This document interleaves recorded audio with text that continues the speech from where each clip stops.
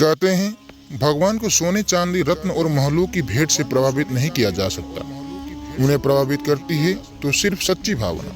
आज मैं आपको एक ऐसी कहानी सुनाने जा रहा हूँ जिसमें एक भूखे भिखारी ने वो कर दिखाया जो बड़े बड़े राजाओं ने भी नहीं किया, और उसी के कारण भगवान विष्णु की आंखों से आंसू छलक पड़े। बहुत समय पहले एक प्राचीन नगर में एक विशाल विष्णु मंदिर था। उस मंदिर में रोज राजा, रानी और अमीर व्यापारी आते, सोने चांदी के दीपक, कीमती रत्न और भारी भरकम भेंट चढ़ाते। मंदिर के गर्भगृह में भगवान विष्णु की मूर्ति रत्न जटित सिंहासन पर विराजमान थी। चारों ओर फूलों की महक, घंटियों की गूंज और दीपकों की रोशनी। मगर उस मंदिर की सीढ़ियों पर बैठा था एक बूढ़ा भिखारी, फटे हुए कपड़े, कमजोर शरीर, हाथ में एक खाली कटोरा। वो मंदिर आने जाने वाले हर व्यक्ति को बस चुपचाप देखता और अपने आप से कहता, हे नारायण, मुझे प्रसाद में बस एक रोटी मिल जाए, यही मेरे लिए सबसे बड़ी पूजा होगी। एक दिन राजा ने मंदिर में भव्य यज्ञ का आयोजन किया। सैकड़ों दीपक जलाए गए। मंदिर सोने की तरह चमक रहा था। हर कोई भगवान को महंगे आभूषण, रत्न और अनमोल वस्तुएं चढ़ा रहे।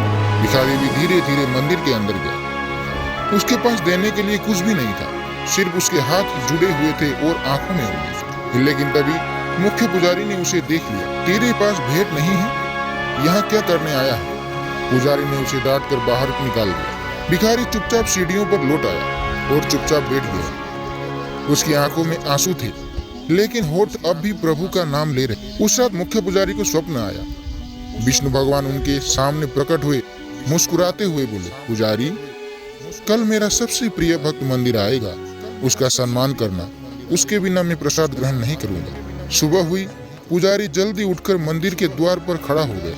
वो सोच रहा था, ये कैसा भक्त होगा, शायद कोई बड़ा राजा या कोई धनवान संत। लेकिन जैसे ही सूर्य की पहली किरण पड़ी, पुजारी ने देखा मंदिर के बाहर वही बूढ़ा भिखारी बैठा है। पुजारी के मन में सवाल उठे, ये भगवान का प्रिय भक्त, ये कैसे हो सकता है?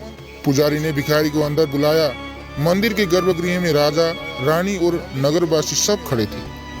सबकी निगाहें उस बूढ़े पर थी और सब सोच रहे थे कि ये भगवान को क्या देगा। भिखारी भगवान के सामने खड़ा हुआ, हाथ जोड़कर बोला, प्रभु, मैं आपको क्या दूं? मेरे पास देने के लिए कुछ नहीं, बस एक वचन है, जब तक मेरी सांस चलेगी मैं पहले हर भूखे को खाना खिलाऊंगा, फिर खुद खाऊंगा।